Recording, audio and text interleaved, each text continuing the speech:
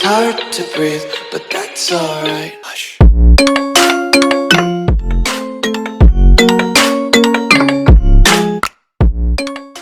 Hello everyone, last lecture जो Excel का हमने देखा था उसमें हमने फॉर्मूला रन करे थे। फॉर्मूला कैसे लगाए जाते हैं ये तीन तरीके मैंने बताए थे। पहला तरीका था जो हमारा ओपन इंडिपेंडेंट तरीका है। सेकंड था जिसमें हमने वैल्यूज को कॉमा कर करके स्वयं से इंसर्ट करा था। थर्ड तरीका था जिसमें हमने रेंज ली थी, रेंज के द्वारा हम उसमें कोई भी वैल्यू एंटर करवा सकते थे। अब आता है नॉर्मल दूसरे फॉर्मूला जिसमें हम और ऐड करेंगे। जैसे अगर इसी का हमें एवरेज निकालना है तो या तो हम फर्स्ट तरीके से निकाल सकते हैं जिसमें हम सभी वैल्यूज को प्लस करेंगे और जितनी काउंटिंग है उनसे डिवाइड करेंगे। प्लस करने के लिए पहले आपको ब्रैकेट लगाना होगा, फिर एक वैल्यू लेंगे, फिर प्लस, अगेन सेकेंड, ऐसे ही आगे वैल्यू लेते जाएंगे। चार वैल्यू जब हम ले लेंगे तब हम ब्रैकेट को बंद करेंगे। ब्रैकेट इसलिए लगाना जरूरी है कि अगर आपने ब्रैकेट नहीं लगाया तो जब हम 4 से डिवाइड करेंगे तो वो केवल E18 में, यानी कि जो भी लास्ट वैल्यू होगी केवल उसी में डिवाइड करता है। वो 4 से बस इसी में डिवाइड कर पाएगा। लेकिन अगर आपने यहाँ ब्रैकेट लगा दिए तो इससे ये पूरा एक नंबर बन गया है और जब हम 4 से डिवाइड करेंगे तो ब्रैकेट वाली पूरी वैल्यू पर डिवाइड होगा, ना कि एक सिंगल वैल्यू पर। तो डिवाइड जब हम करेंगे, क्योंकि 4 नंबर्स हैं तो इसलिए हम 4 से डिवाइड करेंगे और एंटर, तो ये हो जाएगा हमारा एवरेज। मैंने बोला था रैंडम बिटवीन से नंबर आते हैं तो इसीलिए नंबर बार बार चेंज होंगे। 162 का यहाँ पर एवरेज का निकल गया है 40.5, बार बार चेंज भी होगा ये, तो इसीलिए इसको इतना माइंड नहीं करना है। आप चाहें तो एवरेज मैंने बताया था यहाँ नीचे भी दे देगा आपको। नेक्स्ट आता है यहाँ पर, अगर दूसरे तरीके से हम एवरेज निकालना चाहें तो इक्वल टू, यहाँ पर एवरेज का एक फॉर्मूला ऑलरेडी रेडीमेड रहता है, उसमें फिर आप एक एक करके नंबर फिर से ले सकते हैं जैसे हमने सम में करा था, और फिर एंड में ब्रैकेट बंद कर देंगे। नहीं करेंगे तो चलेगा, सिंगल ब्रैकेट बंद करने की आवश्यकता नहीं होती है। अगर यहाँ 2 ब्रैकेट होते तो हो सकता है हमें बंद करना पड़ता, बट सिंगल में इतना मैटर नहीं करता है। इंटर प्रेस करेंगे तो हमारा एवरेज फिर से आ जाएगा। और फिर तीसरा तरीका जो है रेंज वाला, उसमें फिर हम एवरेज लेंगे। यहाँ पर एवरेज आएगा लिस्ट में, उसे हम टैब के द्वारा सिलेक्ट कर लेंगे और फिर सारे नंबर एक ही बार में ले लेंगे, ब्रैकेट बंद, एंटर। उससे हमारा एवरेज फिर से निकल जाएगा। ये दोनों नंबर सेम आए थे इसलिए इनका एवरेज भी सेम ही रहेगा। नेक्स्ट आते हैं, और भी इसमें फॉर्मूलाज रहते हैं। यहाँ पर ऑटो सम के तो हमने लगभग सभी देखे थे लास्ट टाइम भी, होम के अंदर जब हमने पढ़ा था इसे तब हमने इसके सारे ऑप्शन उस वक्त देख लिए थे।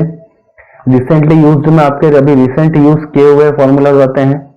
और भी यहाँ पर कैटेगरीज होती है, financial formulas, logical, text, date and time, lookup and reference, और भी बहुत सारे रहते हैं। मैथ्स, ट्रिग्नोमेट्री के मैथ्स के भी फॉर्मूला मिलेंगे। मोर फंक्शंस में लगभग इनमें से बहुत सारे रहेंगे, जैसे एवरेज, ये बहुत सारे फॉर्मूला यहाँ से मिलकर यहाँ पर अलग अलग कैटेगरी में जमा दिए गए हैं। इंजीनियरिंग का फिर यहाँ पर दूसरे फॉर्मूलाज मिलेंगे। आपको सभी फॉर्मूला याद नहीं रखने हैं, आपको केवल उतने याद रखने हैं जितने का आपको यूज होगा। अगर आपने सभी याद रखे हैं तो फिर आपको प्रॉब्लम होती है, क्योंकि इतने सारे फॉर्मूला का वर्किंग, उनके इसमें कौन सी वैल्यू आएगी, कैसे आएगी, वो सभी याद रखना बड़ा मुश्किल होता है। इसलिए सभी फॉर्मूला हमें नहीं याद रखने हैं। कुछ एक फॉर्मूला है जो हमारे वर्क के हिसाब से हमें काम में आते हैं। जैसे अगर मैं चाहता हूं कि मैं कोई स्कूल की टेबल बनाना चाहता हूं, बेसिकली स्कूल्स में ज्यादा टेबल्स बनती है ऐसी, तो उसमें मुझे एक तो इनका टोटल निकालना होता है, टोटल के साथ में मुझे यहाँ पर परसेंटेज चाहिए होते हैं। परसेंटेज के बाद में मुझे पता करना होता है कि वो व्यक्ति पास है या फेल है। तो वो हम देख लेते हैं आज लेक्चर में कि वो कैसे होगा और हमें क्या करना पड़ेगा उसके लिए। तो सबसे पहले हम टोटल निकाल देते हैं। उसके लिए मैं इसे फॉर्मूला को ड्रैग कर देता हूँ, फिल कर देता हूँ। जो फिल का हमारा फॉर्मूला है वो काम करेगा यहाँ पर। नेक्स्ट चीज आती है यहाँ पर परसेंटेज। बहुत लोग परसेंटेज को एवरेज से मिस्टेकन कर लेते हैं, बहुत लोग उसे एवरेज समझ लेते हैं। परसेंटेज और एवरेज सेम नहीं होते हैं, उन दोनों में बहुत डिफरेंस होता है। एवरेज क्या होता है, तो जितने भी नंबर्स हैं उन्हें उसकी काउंटिंग से डिवाइड कर देना। तो एवरेज जैसा परसेंटेज कब होगा, जब भी आपका जो टोटल है, मतलब हमारे जो मैक्सिमम मार्क्स है पूर्णांक, वो अगर 100 के मल्टीपल होंगे तब एवरेज और परसेंटेज हमेशा सेम रहेंगे। जैसे अगर ये सभी पेपर होते मेरे, ये जो चारों पेपर हैं ये अगर होते 100 के, मतलब एक 100 का दूसरा 100 का, ऐसे 100 के पेपर होते तो फिर परसेंटेज मेरा एवरेज वाला ही आता। बट अगर इनमें से एक भी 100 से कम हुआ, एक भी सब्जेक्ट जो है वो 100 से कम रहा, मान लीजिए 75 या 50, तो फिर वो परसेंटेज डिफरेंट आएगा।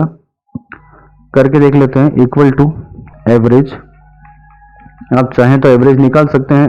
अब यहाँ पर अभी हमारे जो जो भी मैक्सिमम मार्क्स है वो 100 है, तो इसलिए एवरेज और परसेंटेज एक ही बात रहेगी, 47%।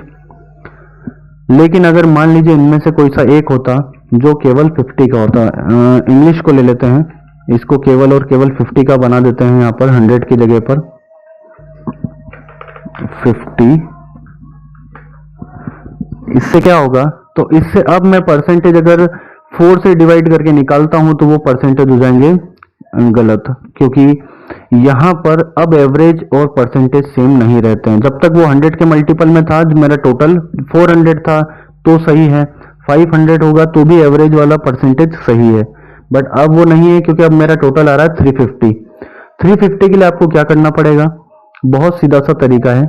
अगर हमारा 400 आ रहा था टोटल तो हम 4 से डिवाइड कर रहे थे, 350 टोटल आ रहा है तो 3.5 से डिवाइड कर दीजिए, सेम बात होगी, परसेंटेज ऐसे ही निकलता है। 350 है तो 3.5, मान लीजिए 375 में से आपको निकालना होता है तो आप 3.75 का डिवाइड करते हैं, ऐसे परसेंटेज हम निकाल सकते हैं। 250 में से निकालना होता तो 2.5 का करते हैं, और अगर मान लीजिए 450 होता तो 4.5 से डिवाइड करते हैं। ये होता है परसेंटेज का इजीएस्ट फॉर्मूला। यहाँ पर अभी एरर बता रहा है, ये ग्रीन जो साइन आता है ये एरर का साइन होता है, थोड़ा जूम कर लेते हैं। ये एरर बता रहा है यहाँ पर, वो एरर इसलिए है क्योंकि बाकी सब जगह पर मैंने 100 के लिए नंबर्स लगाए हैं और यहाँ पर मैंने 50 के लिए लगाए हैं, तो ये एरर बता रहा है आपके इनकंसिस्टेंट फॉर्मूला। मीन्स मेरी कंसिस्टेंसी, मेरी रेगुलरिटी जो थी वो टूट गई है बीच में, 100 और यहाँ भी 100 और यहाँ भी 100, बट यहाँ पर 50। तो वो ये कहना चाह रहा है कि कहीं आपने गलती से इसको 50 तो नहीं ले लिया है। ये केवल एक ध्यान आकर्षित करने के लिए आपके फॉर्मूले के बीच में एरर बता रहा है, कोई दिक्कत नहीं है। यहाँ पर आप रन करेंगे वो हो जाएगा। अब परसेंटेज एक बार देख लेते हैं। मेरा यहाँ पर टोटल हो रहा है 350 यानी कि 350। तो हम क्या करते हैं, इक्वल टू टोटल अपॉन 3.5, क्योंकि 350 था, 375 होता तो 3.75 कर लेते। ठीक है, यही रहेगा यहाँ पर जो भी हम परसेंटेज का निकालेंगे फॉर्मूला, वो यही रहेगा बेसिकली। तो अभी मेरा 350 है तो मैं 3.5 से डिवाइड करूंगा और एंटर कर दूंगा। ये मेरे परसेंटेज आ गए 63 आउट ऑफ 350। आउट ऑफ 350 में मेरे परसेंटेज बने 63, बार बार चेंज हो गए, डजंट मैटर। तो ये हो गया हमारा परसेंटेज। आई होप ये इजी रहा होगा। परसेंटेज के बाद में अगला, अब जब मैंने बोला था कि हम पास या फेल पता करते हैं, पास या फेल के लिए हमें बेसिकली ये पता होना चाहिए कि जो परसेंटेज है वो 33 से बड़े हैं या नहीं है। वैसे तो आपको सभी सब्जेक्ट भी चेक करना होते हैं, बट वो हम आगे के लेक्चर्स में पढ़ेंगे कि हर सब्जेक्ट के हिसाब से कैसे काम होगा। लेकिन अभी हम केवल और केवल परसेंटेज देखकर किसी को पास या फेल पता करेंगे। केवल परसेंटेज के बारे में बात होगी, इसीलिए इतना मैटर नहीं करेगा कि वो किस सब्जेक्ट में फेल हुआ है और किस में नहीं हुआ है। अभी मैं रिजल्ट निकाल देता हूं। अब जब भी हमें पास या फेल पता करना होता है तो हमारे पास एक कह सकते हैं डेटा होता है परसेंटेज का, और उसके द्वारा हम पता करते हैं कि ये 33 से बड़ा है क्या डेटा या फिर नहीं है। तो जब भी ऐसी कोई बात हो जहां पर कोई चीज चेक की जाए और चेक करने के बाद में उसमें दो पॉसिबल रिजल्ट आ रहे हों, किसी कंडीशन को चेक करने के बाद उसमें दो संभावित रिजल्ट आ रहे हों, तो यहां पर हम लॉजिकल फॉर्मूला लगाते हैं। लॉजिकल में ये रहे लॉजिकल, इसमें भी हम कौन सा लगाएंगे, तो जब भी कभी हम कोई चीज चेक करके दो रिजल्ट लाना चाहते हैं तो हम लगाते हैं इफ। इफ क्या करता है, हमारी दी हुई चीज को चेक करता है और दो रिजल्ट में से कोई सा एक प्रिंट करवा देता है, ये होता है इफ। तो यहीं पर अभी हम वही यूज करेंगे इफ।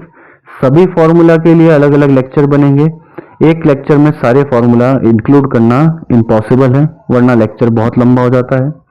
तो इसीलिए अभी देख लेते हैं केवल और केवल इफ का फॉर्मूला। इफ में क्या होता है, पहले तो आपको इक्वल टू इफ लगाना होगा।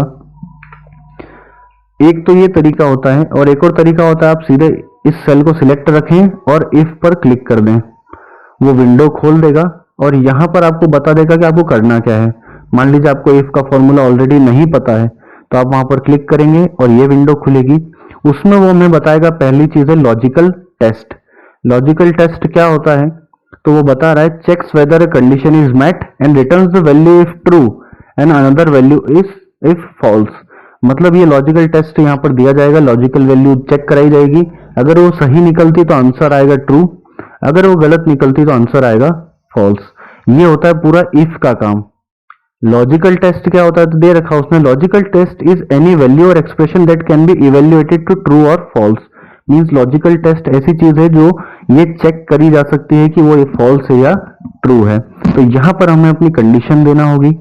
मेरी क्या कंडीशन है कि परसेंटेज जो है वो 33 से बड़ा होना चाहिए। अगर बड़ा हुआ तो पास दे दो, वरना फेल दे दो।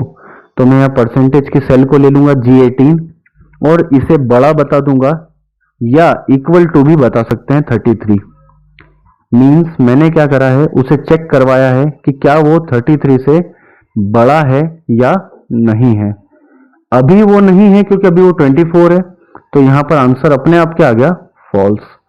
अब यहां पर दो चीज रहती है, वैल्यू इफ ट्रू। अगर ये मान लीजिए ट्रू होता तो क्या आपको करना है, तो नॉर्मल सी बात है, मैं यहां पर लिख देता कि अगर ट्रू होता तो लिखा हुआ क्या आ जाए, पास।